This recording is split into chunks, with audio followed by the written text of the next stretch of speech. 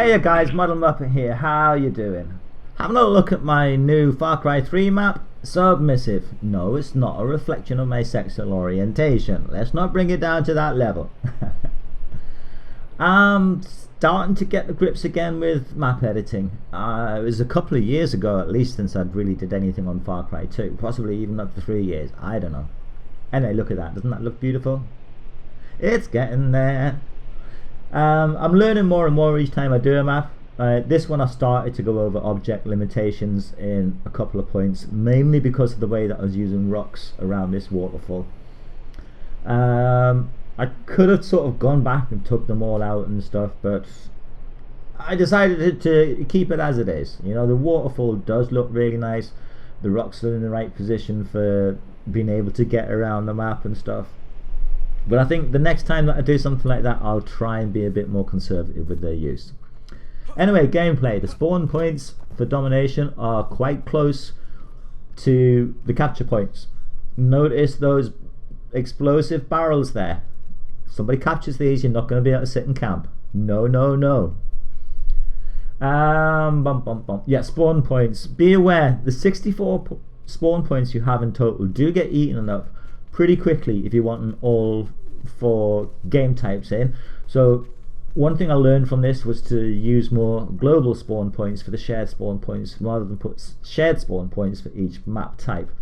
This map only has team deathmatch and domination modes available because of that. But I did want to push on ahead and start doing more maps because you learn more each time you do them. I'm looking forward to see how this map plays. I think, you know, there's some exciting points. It would be quite cool having the fights over these waterfalls, etc. Like I say, both teams have a domination capture point near to them. The third one is actually on the ship, which can be difficult to get to. Difficult to get to under fire, I should add. Not just, I haven't made it difficult to actually get to, if you catch my drift. Now this mine under here, I'd put it in because I was just figuring out the tunnels and stuff and it ended up not really having any function in, certainly not in domination really, although it does give you another means of getting in and out of trouble, but it might be quite interesting for team deathmatch. Now I also noticed as I'm watching this, there's a couple of white points in there where you can see through. A couple of the walls don't quite connect up properly. What my advice would be to you guys if you're going to start doing mapping is to make sure those points match up, because later on you won't want to go back and start adjusting one thing, because once you adjust one thing you then have to adjust another thing and then another thing and then another thing and so on and so forth.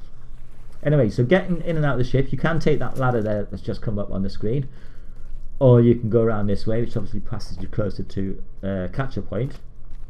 Now, as well as swimming onto the sunken part of the submarine, you can come around the top. You can do this from both sides and look down. Again, it's to try and avoid somebody just sitting there camping in the corner waiting for people to come in. Fine, they can do it, but they're at risk as well. Really looking forward to see how this one plays out. Now, as always, I really appreciate feedback and comments. I'm not claiming the math's perfect or anything, but I think it'll be good. And also I think it's useful to sort of share the things that I did wrong as well as the things that I did right.